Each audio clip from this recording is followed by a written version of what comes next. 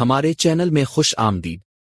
آج ہم آپ کو برٹش میوزیم کی بھرپور اور دلچسپ تاریخ کے سفر پر لے جائیں گے، جو دنیا کے سب سے مشہور اور اہم ثقافتی اداروں میں سے ایک ہے۔ 250 سال قبل قائم کیا گیا برٹش میوزیم نہ صرف تاریخی نوادرات کا خزانہ ہے، بلکہ روشن خیالی کے دور کے علم سیکھنے اور ثقافتی تحفظ کے عزم کی علامت بھی ہے۔ برٹش میوزیم کی بنیاد 1753 میں رکھی گئی تھی، بڑی حد تک ایک طبیب ماہر فطرت اور جمع کرنے والے سر ہانس سلوین کی کوششوں کی بدولت، جن کے تجسس کے وسیع ذخیرے نے میوزیم کی بنیاد رکھی۔ سلوین، جس نے کئی دہائیوں تک دنیا بھر سے کتابیں، مخطوطات، نوادرات اور قدرتی نمونے جمع کرنے میں صرف کیا تھا، نے اپنی موت کے بعد اپنا مجموعہ کنگ جارج دوم کو اس شرط کے ساتھ وصیت کیا کہ اسے برقرار رکھا جائے اور عوام کے لیے دستیاب کرایا جائے۔ اس فراخ دلانہ عطیہ نے برٹش میوزیم کی بنیاد رکھی۔ میوزیم کو 15 جنوری 1759 کو بلومسبری، لندن میں ایک عظیم حویلی مونٹگو ہاؤس میں عوام کے لیے کھولا گیا۔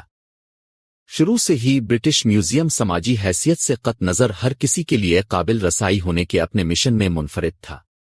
یہ اس وقت ایک بنیاد پرست خیال تھا، کیونکہ آرٹ اور نوادرات کے زیادہ تر مجموعے نجی ملکیت میں تھے اور عام لوگوں نے شاذ و نادر ہی دیکھے تھے۔ میوزیم کے بانیوں کا خیال تھا کہ علم اور ثقافت کو سب کے ساتھ بانٹنا چاہیے، ایک ایسا فلسفہ جو آج تک ادارے کی رہنمائی کرتا ہے۔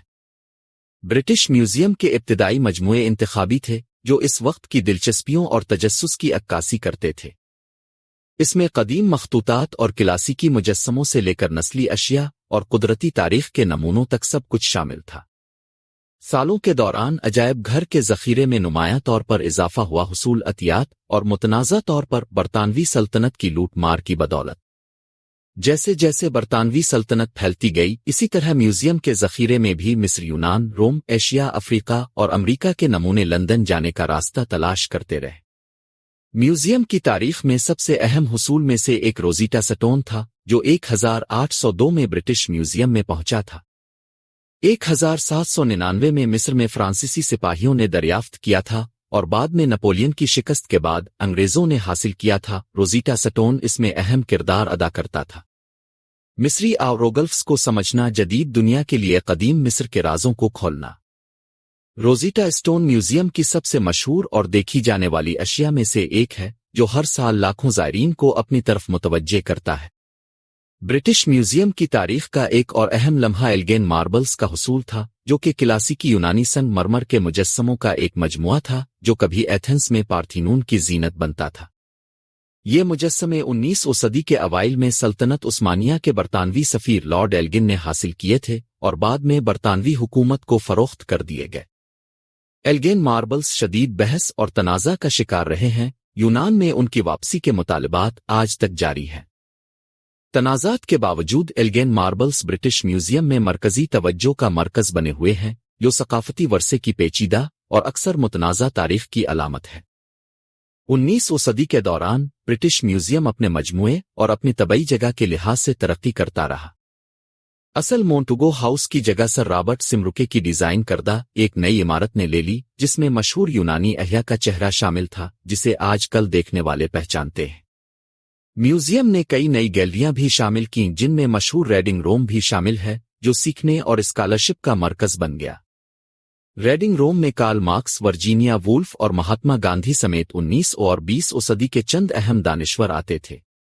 20ویں صدی برٹش میوزیم کے لیے نئے چیلنجز اور مواقع لے کر آئی۔ دونوں عالمی جنگوں کے دوران میوزیم کے ذخیرے کو بم دھماکوں سے بچانے کے لیے محفوظ مقامات پر منتقل کیا گیا، اور بلٹس کے دوران میوزیم کو خود نقصان پہنچا۔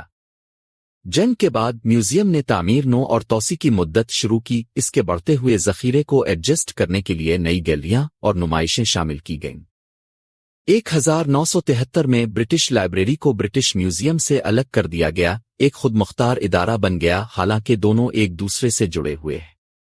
حالیہ دہائیوں میں برٹش میوزیم نے مسلسل ترقی کی ہے، نئی ٹیکنالوجیز اور عوام کے ساتھ مشغول ہونے کے طریقوں کو اپنایا ہے۔ میوزیم کے مجموعے میں اب 8 ملین سے زیادہ اشیاء شامل ہیں، جن میں پراگیتہاسک ٹولز سے لے کر عصری آرٹ تک شامل ہیں، جو اسے دنیا کے سب سے بڑے اور جامع مجموعوں میں سے ایک بناتا ہے۔ म्यूजियम ने आलमी सामेईन के साथ अपने मजमुआ का इश्तिराक करने के लिए डिजिटल प्लेटफॉर्म्स का इस्तेमाल करते हुए अपनी रसाई की कोशिशों को भी बढ़ाया है।